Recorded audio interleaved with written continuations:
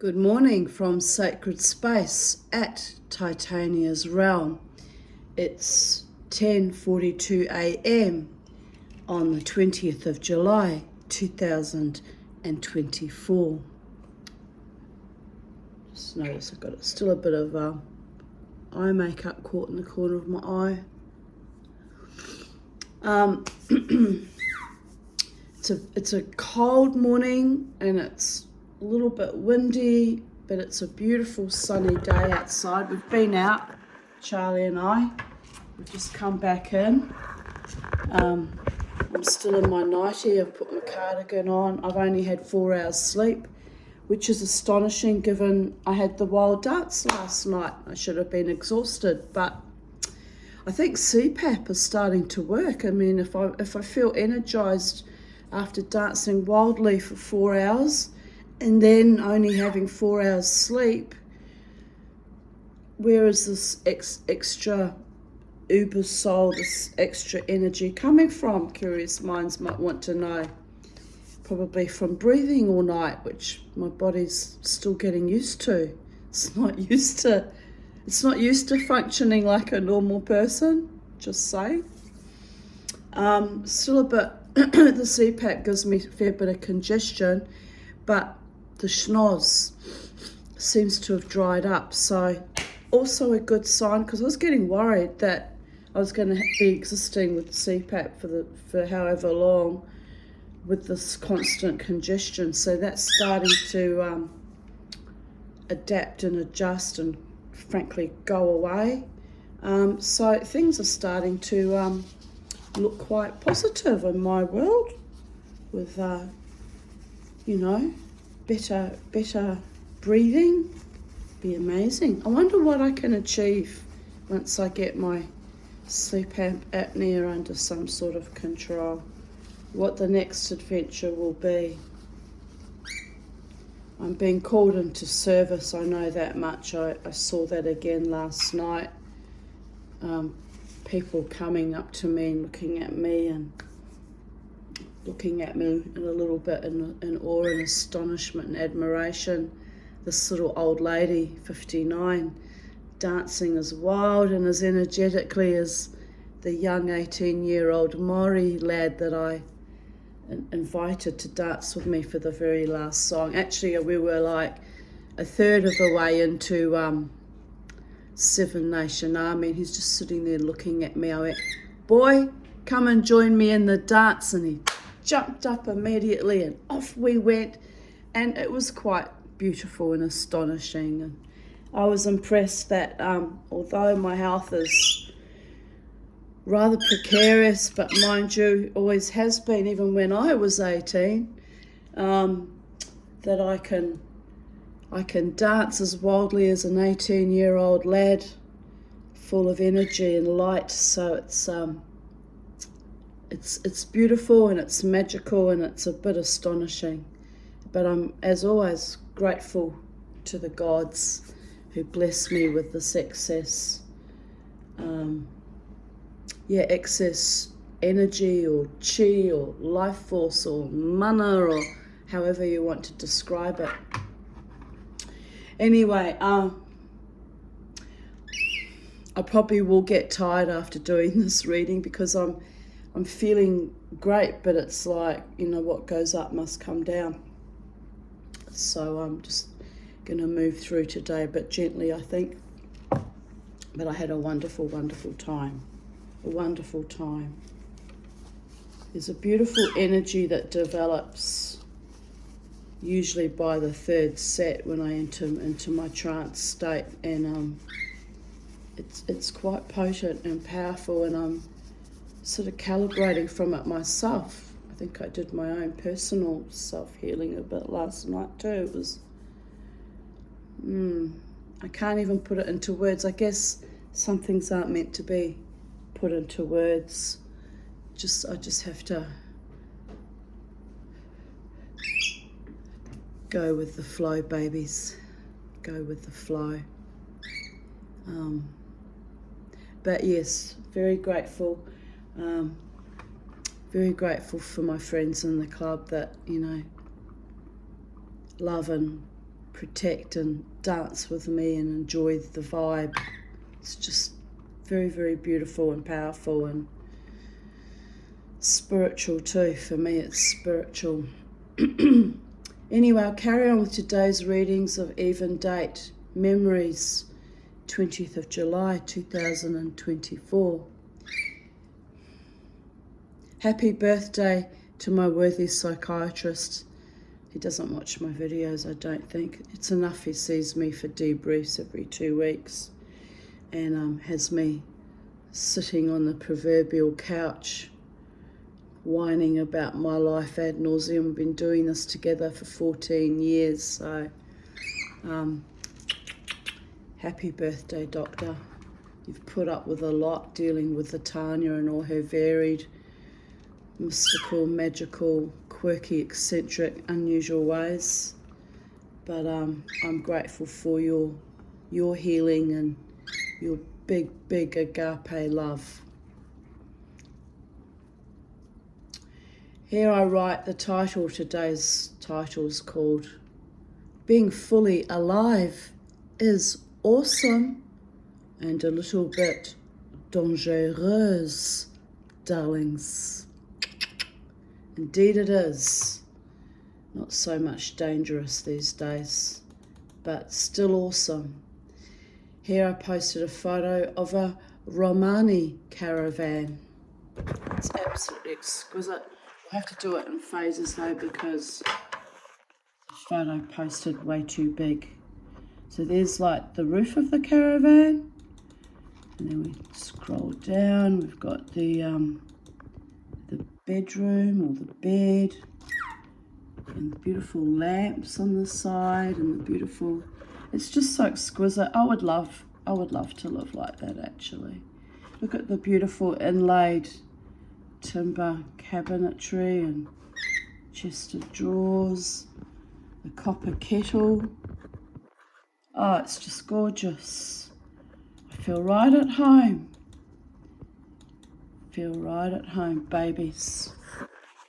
My grandfather, who was a witch, Antoni Patola, used to get visits annually, once a year, from the Romani people, and they would park their caravans all around his apartment, 2 blocks around, and they would spend a night studying with him. I don't know what he was teaching them or what even that was about, but Jared pointed out recently, it hadn't occurred to me. He said, perhaps your grandfather was Romani and they were coming to see him because they recognized him as some kind of elder or wise one or mage in their community.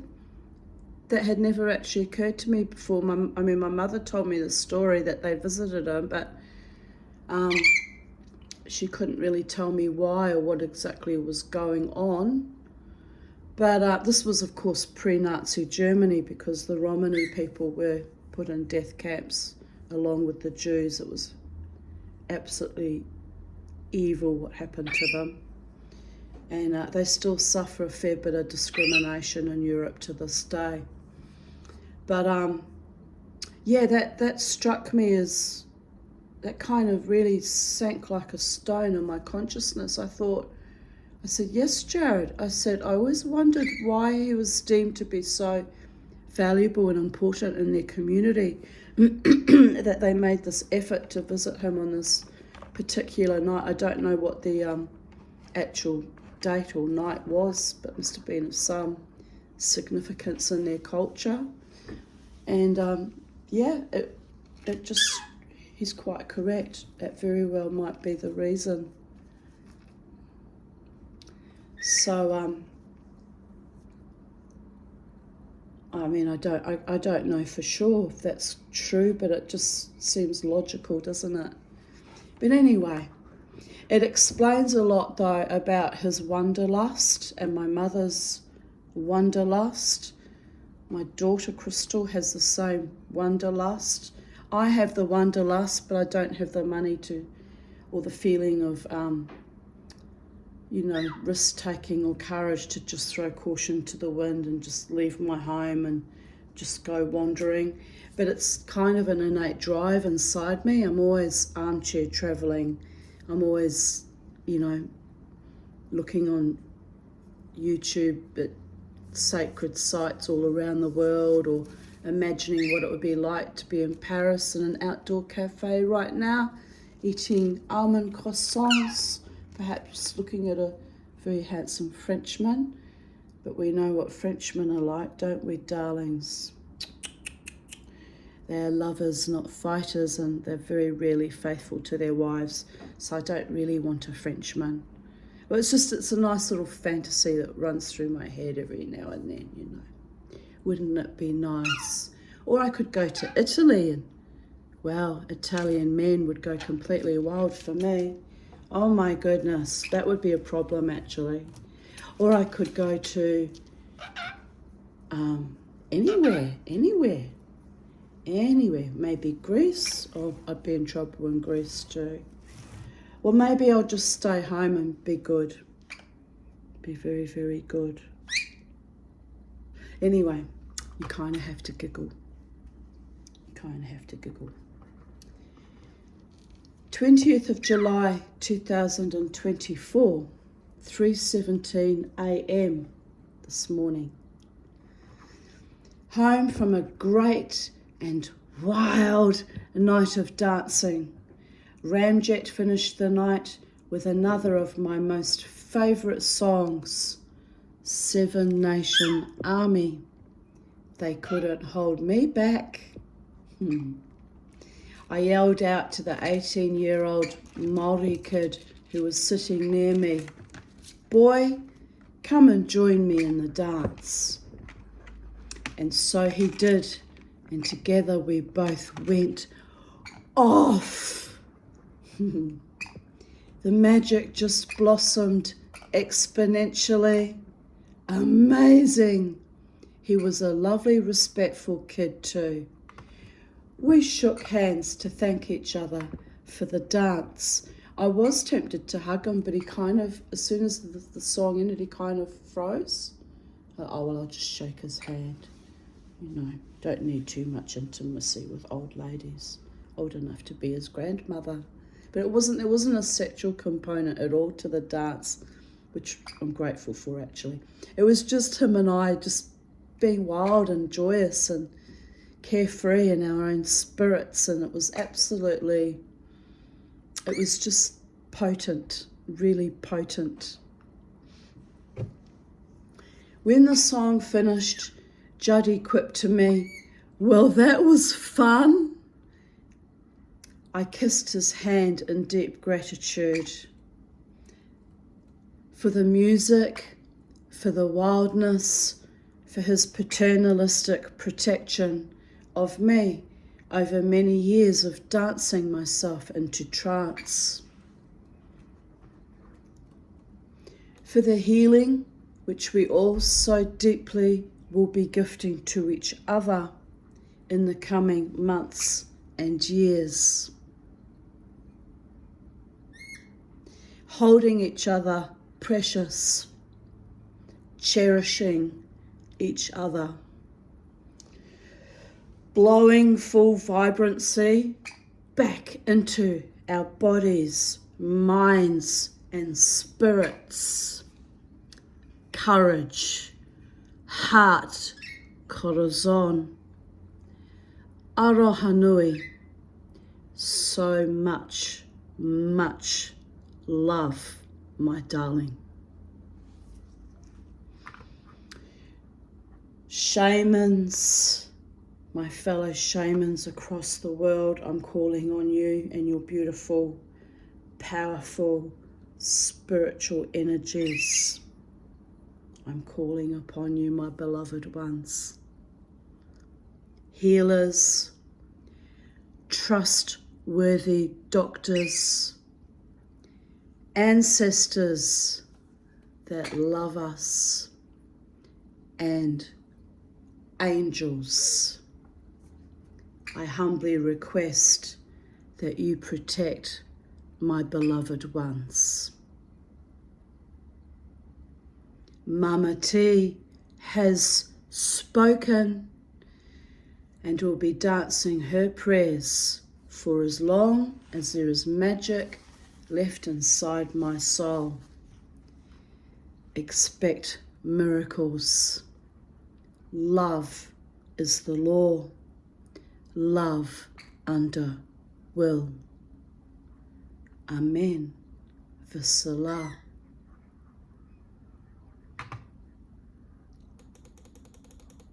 P.S.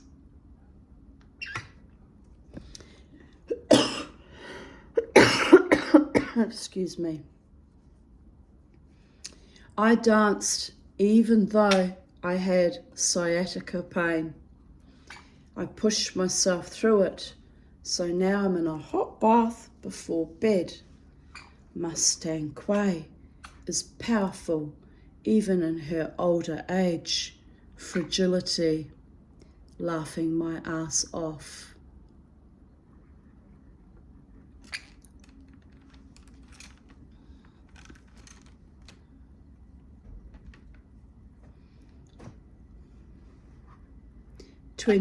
July 20th, 2023. Yes, my darling. You need to come up and sit with Mummy's shoulder? No? Okay. So 1 year ago, 2023. I woke up just before Rati arrived to clean at 10 a.m. I was having a repeat dream of having given away Bobo to some rich woman who lived on a hill in a street that had tram lines. I was walking up the street looking into shop front windows, all very eclectic, posh shops. I was feeling contented but missing my dog.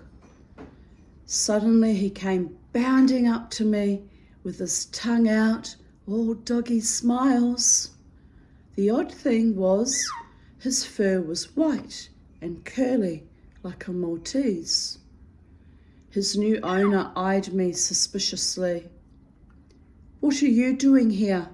Have you come to take Beauregard back?" I looked at her with a serene sense of loss. Bear in mind, unbeknownst to me, he died only 10 days after that dream. It was astonishing and totally unexpected. I looked at her with a serene sense of loss. "No, I was just in the area. Do you mind if I visit with him for a while? I miss him terribly." So she invites me into her home. Sorry, I'm feeling very emotional right now. Let me just gather myself. Very elegant, stylish, interior designed home. I look around me, admired everything, then played with my dog. Oh, I know, baby girl. She left me to it. I woke up in shock. I looked at Bobo. I said, "Bo, I will never willingly give you away. You are my dog until one of us dies. Hear me?" I still felt rattled. It's the second or possibly third time I have had this dream. It's a sunny dream, full of golden light. The houses are elegant and well cared for, and unlike our current 3D reality, not painted putrid, boring, depressing shades of grey, like my fucking BDSM neighbourhood, am I right? In fact, they are all painted cream or lighter, brighter colours. The shops have beautiful goods in them. It felt like a street I used to shop in Melbourne that was very posh. I think it was called Chapel Street, if I remember correctly. Here I write, I forget the name of it, but the way the shops are nestled on a hill with tram lines also reminds me of Wellington. The light felt like a sunny summer's afternoon, warm but slowly descending into evening. The trauma of giving away my pets is an old one. Having had to give my Dalmatian away to former staff members, traitorous pegs, who actually brutalised my dog, which is a guilt and a shame I long harbour in my subconscious. I couldn't have kept her though, because I was moved with my 2 children into a small unit, and it wasn't fair to keep, such a medium-sized dog, I suppose, but in a tiny unit. But you know what? I should have at least tried. If I'd known that my husband was going to give Lila away to those monsters and that they would beat her up, well, that was told to me. Maybe that was told just to upset me, I don't know. But anyway, if I'd known that, it would never have happened. I would have just rented a house somewhere where I could keep my dog. But I was severely traumatised anyway, because I'd freshly been strangled and I was just moved into the first place I could find, just in escape mode, really. Anyway, here we go. But that's why I still have rehashing of trauma dreams about relinquishing beautiful pets. So anyway, I hear Rati getting out of her car, so I bounce out of bed, still in my semi-dream state, to let her in and greet the day. She is such a joyful, gentle woman, a sweetheart, a devout Muslim woman, but always smiling and sunny, always so sweet and so wise, a truly beautiful soul. To you, my Rati. Good morning, she says cheerfully. Good morning, I reply. Today is going to be a good day, despite the CPTSD dreams. 11:11 a.m. I have been telling Rati about my father-in-law and how we met before I ever met his useless, verkrachte son. Dear goddess, to think I gave him 2 children. To think I even put myself through that. I must forgive myself. I was only a child bride. Again in escape mode, from frying pan into the fire, babies. How Harry Aarons came to rescue me when I was 15 as my horse, really only a pony, Asphiloth, had thrown me off her back, and I was lying in the grass, a bit dazed, staring up at the blue sky, wondering if I was dead. How after I met him again to discuss the possibility of marriage with that man, his father remembered me from that earlier event and how much he admired and loved my spirit. Then I told her about the Habibi Club at BPJC and later Kadima, where I went to pray in great kavana and sincerity to God. But because I was in the prime of my life and divorced, the men, all married and unavailable, so they thought it was fun, would follow me around like lost lovers and generally made a sweet pest of themselves. I would adjure them. Where is your wife? I want to see her next week.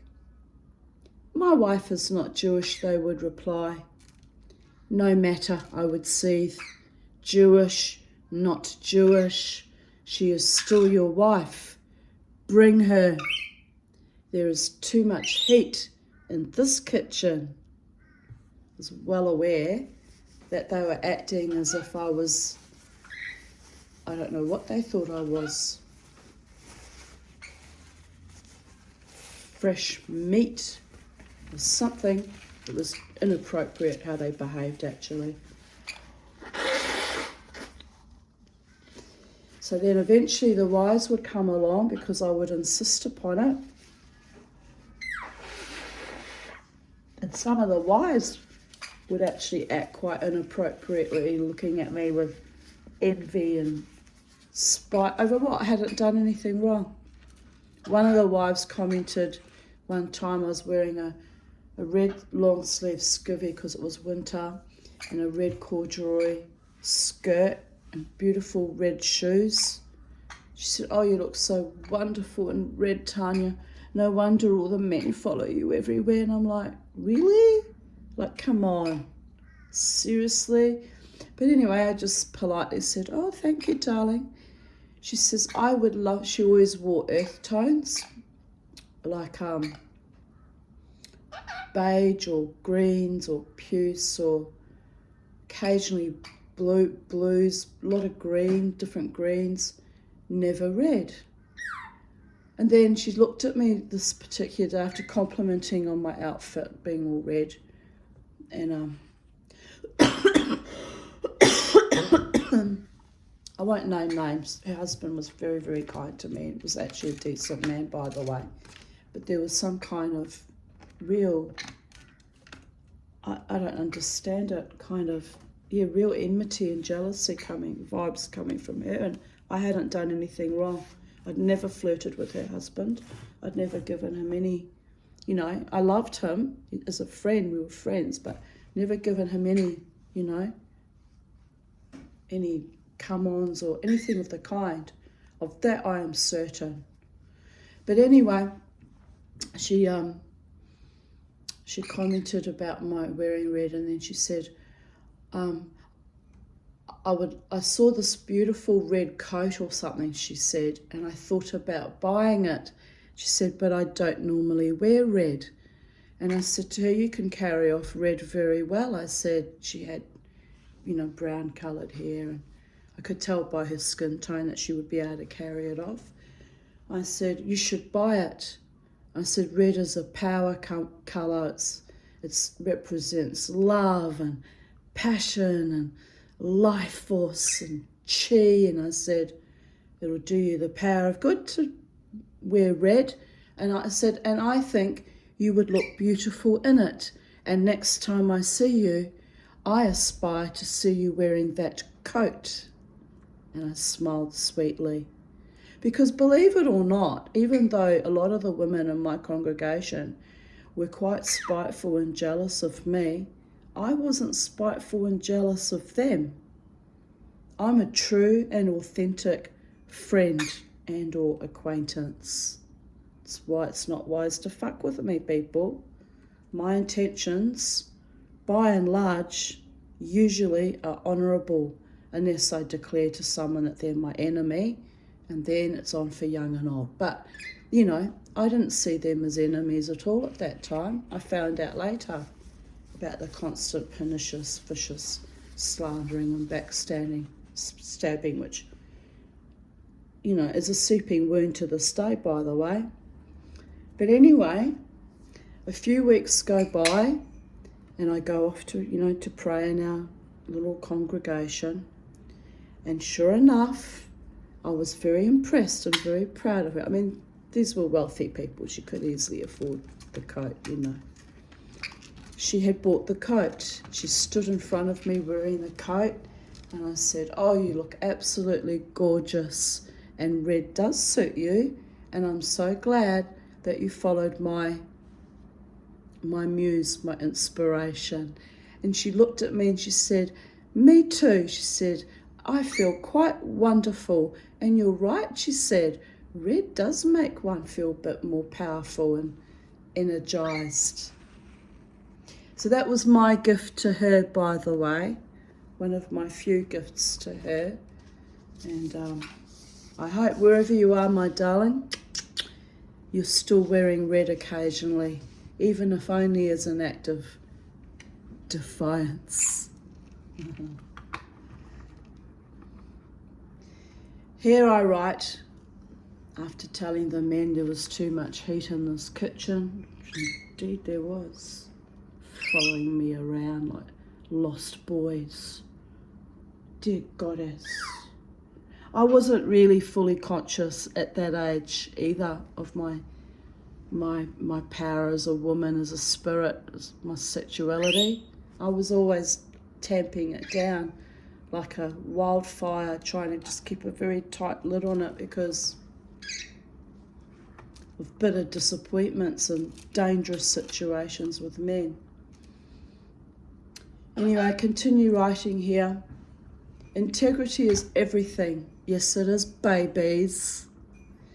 And I was no schlumper, it's German for slut. Even though my female sexuality was probably heightened because I was in perimenopause and a little bit lonely. I had the pink cheeks. Don't have pink cheeks today, babies, but you know, I had the wild dance and 4 hours sleep, so I look a bit sallow and grey today. But there they are. Let's not torture myself too much for YouTube. But I had the pink cheeks of freed women everywhere. Usually see it in widows who were very happily married, like my mother-in-law, had the pinkest cheeks. She bloomed like a rare orchid after my father-in-law's death. I was a bit astonished, actually. I thought they loved each other and had a closer bond and a better marriage than. The truth started coming out afterwards. I was really, really astonished. But anyway, I had the pink cheeks of freed women everywhere after decades of hell. So of course, I had a certain allure, darlings. Like one of those rotting pitcher plants that devours insects. Delicious, nutritious, tastes just like, I don't know, crickets. They want us to eat crickets, don't they, the global elitists? I don't think so. Anyway, yes, looking back, if Mama T were truly evil, she could have easily devoured them all in such a way that they would welcome it. Not what you're thinking, but close enough, I guess. Close enough. Habibis, my darlings. Hannibal or Habibi? Who got devoured and left for dead in dreadful obsequious poverty and trauma issues? But me. And that, again, that was just awful. I didn't deserve that. I really didn't. Anyway, here I write, however, we live to dance again. Yes, we do. Yes, we do, babies. We danced last night. We had a fabulous time. The dance will continue as long as I have breath in my lungs. I must say, I'm getting a lot of pain in my shin bones since I've been using CPAP. I don't know what the correlation is, but it's like an arthritic ache constantly down my bones, and it's almost like, right down that whole ridge of your femur. It's odd. I don't know what the cause of that is. I worried actually when it first started about day 5 into CPAP if I was having clots, to be honest. But if I have, Or if I haven't, meh, why worry? The dance continues regardless. Now why has this screen come up and is loading and blocking my... Look at this. It won't go away. Usually it goes away. Help me out, people of Earth. How do I get rid of that? We can't do any more reading till it goes away.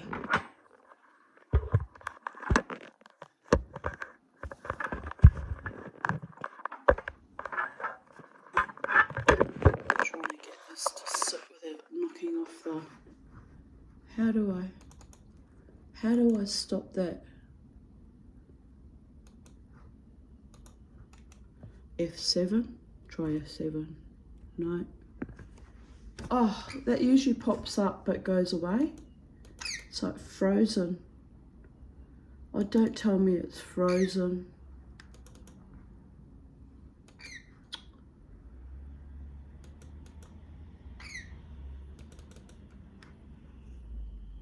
We're 36 minutes in. What shall I do? Try not to panic. Time to panic. Control Alt Delete. Control Alt Delete. Right. Now we've got to go back in. Dear Goddess. Cancel. No. Still there.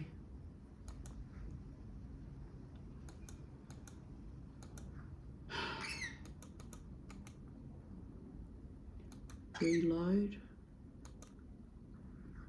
I don't know what to do. I don't know what's going on here.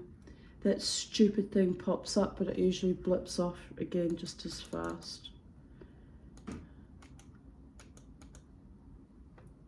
Alright. I will have to...